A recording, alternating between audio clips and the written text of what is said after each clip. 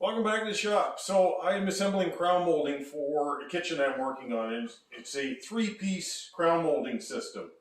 You got the crown molding, you got a riser, and just a little board on the bottom here, like this. But I want to show you how to assemble the crown molding so that you can basically assemble it and finish it and then put it up, as opposed to if you're trying to cut and fit all your pieces pre-finished on site. There's some problems with that, and this is a great way to solve that problem. So this is the procedure I use for pre-assembling my crown molding system like this, and I think you'll enjoy doing this. It's much easier.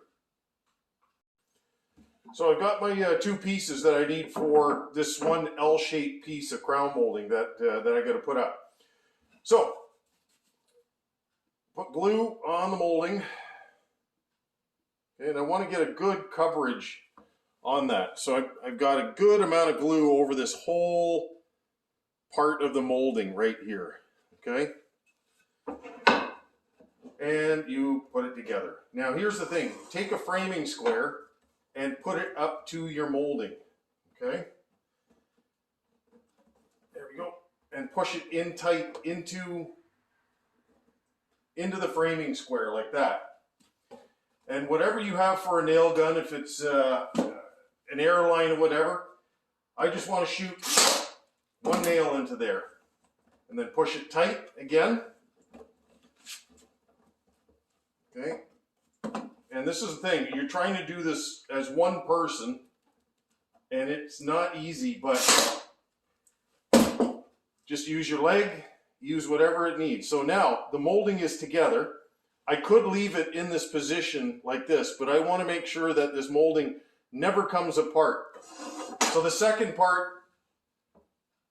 is, as far as I'm concerned, probably the most important part to keep this molding from never coming apart.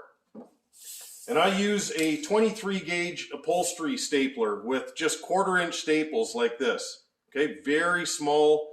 I think they're 23 gauge staples, but it's a 3/8 full crown on the top. Just an upholstery stapler. These things are very cheap.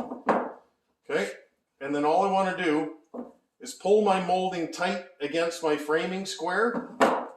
Here, take a look. Right there. Pull it tight to the framing square, and then I'm going to run staples all along that seam, basically stitching it together.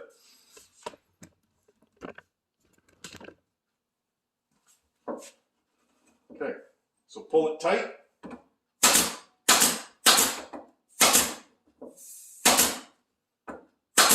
Okay, and then that's going to hold that molding from ever wanting to come apart. So if this thing ever tries to rack or whatever, that stitching right along here, that's what's going to hold that molding together. And everything now is nice and square. I let it dry, and then I can prep it for finishing. So here we go. Puttied up the joint, filled in the last little nail holes in it, and I'm going to let it set for about a half an hour. Going for lunch, taking a break. But yeah, you can see the staples all along there.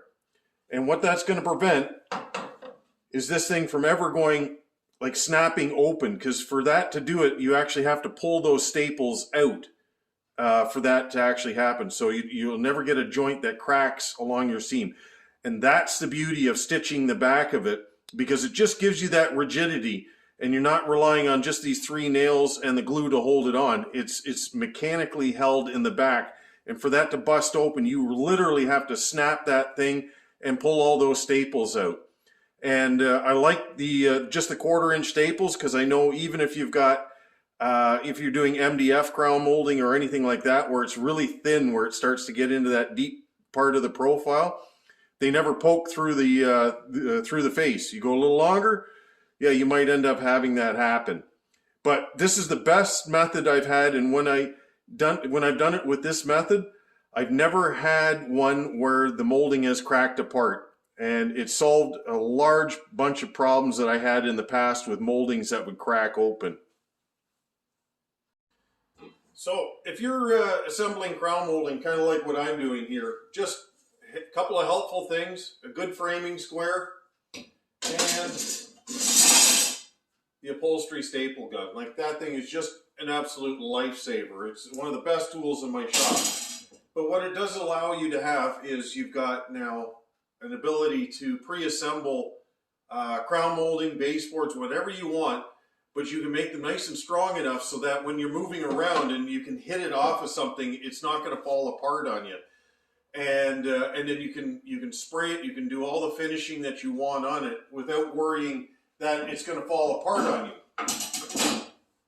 So at the end of the day, this is how I do this now. And like I said earlier, I don't have any problems anymore. And at the end of the day, that's what I want. I want to make sure that when I come to a job site, all I have to do is put the stuff up and be done with it. So anyways, hopefully that's helpful. Have a great day.